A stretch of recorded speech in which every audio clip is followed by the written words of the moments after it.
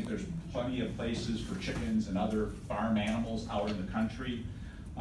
I think that the current rules prohibiting chickens and farm animals in a city setting make a lot of sense.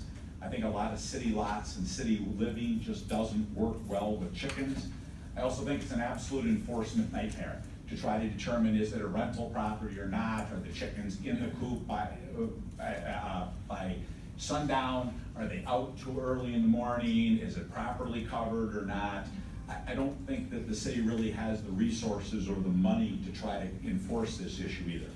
I also think it'll make the feral cat problem worse. Southeast side of Wausau, where I live, has a pretty big feral cat problem, and I think chickens are going to be pretty easy prey for them, even digging under things and getting at them if they're fenced in.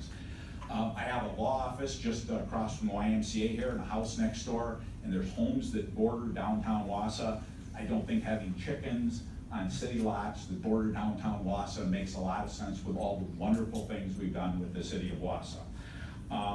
And I'm also afraid, where does it stop? We have a nice clear rule where you say, look, farm animals in the country and not in the city. Well, what's next? Goats? Well, goats are cute and cute animals, and I can make arguments for goats too.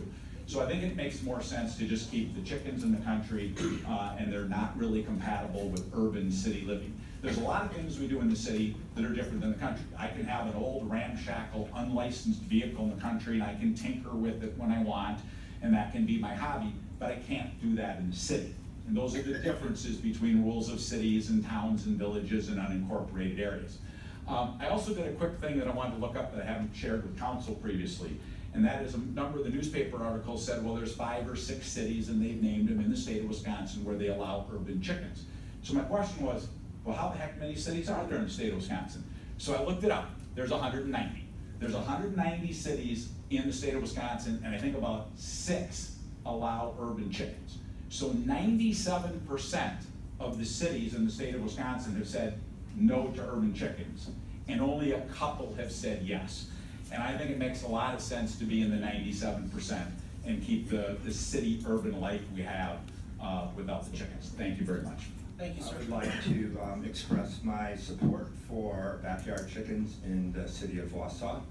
I'm also a very strong advocate for public health, and veterinarians in general are responsible for both animal welfare and human welfare. Salmonella is a genuine concern, and I think that with some safety precautions and some education of the public, which I think are imperative in any ordinance that might be passed, I think it could be done safely. 46% of people who become ill from chickens and develop salmonellosis are keeping them within their home. 11% of the enteric or intestinal salmonella infections in humans in the country, 11% are caused by exposure to poultry and other animals. 89% are foodborne. You get it from the grocery store. And the number one precaution is to wash your hands. Second precaution is to wash your hands. The third precaution is to wash your hands. I would like to advocate for the chickens based on scientific principles, and as another speaker cited statistics from the Center for Disease Control, it is an organization that has statistics and information.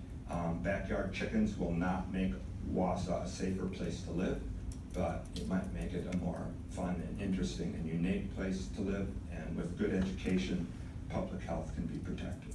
Thank you. Thank you, sir. Just in terms of chickens being kept in Wausau, what was done in tonight's meeting? Well, first 2 hours of debate. It was a very long, arduous decision. We went through a lot of research. We got a lot of public feedback. The majority of public feedback tonight was largely positive in favor of the ordinance. Alderman Peckham talked about a poll that was put up on his neighborhood group's website, whereby 73% of the people that responded wanted this measure to pass.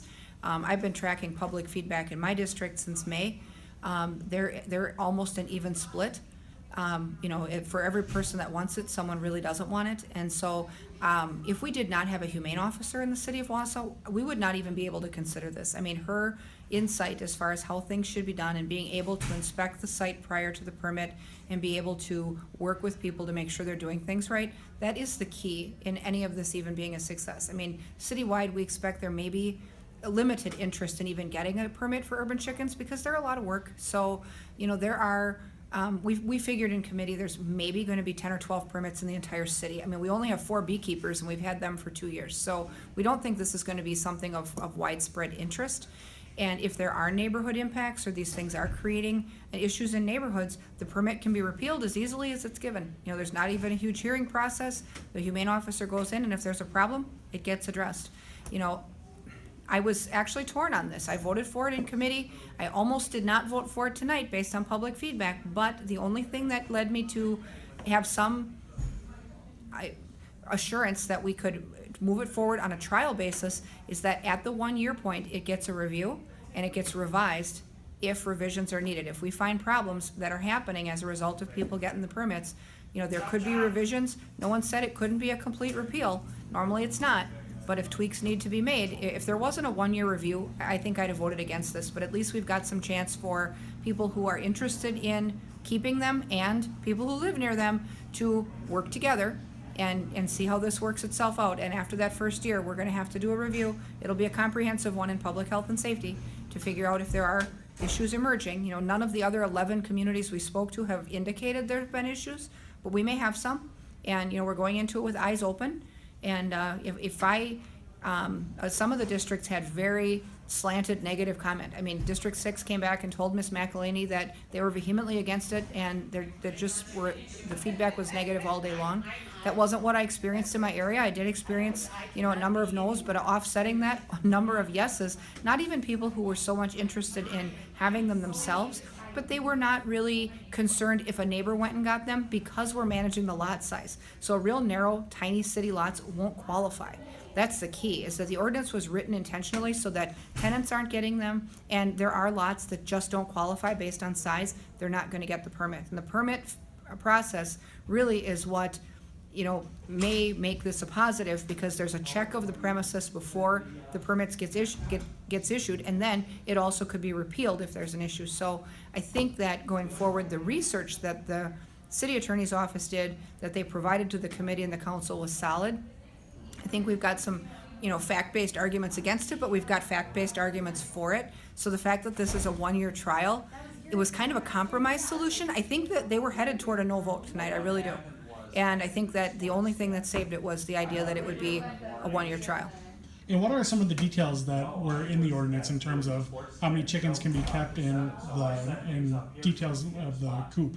Well, so the number of chickens is limited to 4 hens. There can't be any roosters. They have to be kept in a coop from sunset to sunrise. They can't be out at night. The feed has to be kept in a sealed container so that it doesn't attract rodents. They have to clean the premises from excrement like they would with any dog or cat. The premises has to be kept clean. The coop size, I believe the maximum size is 24 square feet, and including a chicken run where they can be out during the day, but they need to be contained. They can't just roam around free. There is a minimum lot size, and that coop can't be any closer than 10 feet from a lot line, and has to be 25 feet from a residence. So, they can't have it right next to their neighbor's home. They can't have it, right on the lot line where it's going to be, invasive to neighbors. So the other thing is that there's a process. The humane officer goes out. She makes sure that the person has the proper equipment, the proper number of hens, and that they're really following the rules. And so with that, it seems like it would be a manageable process. We're going to try it. I'm a little bit skeptical. I mean, it's something new. I think we all are hopeful that this is not the next big negative, but, we're going to see. And how soon can people start applying for permits to start doing this in Wausau? I would suspect that normally after the council ratifies an action, it goes into effect as soon as it's signed by the mayor. So within the next week or two, people could start coming in. I mean, the city clerk's office would manage the application, and they're probably going to be available on the website, I would imagine, to at least get the process started, but I don't think there's any forms yet.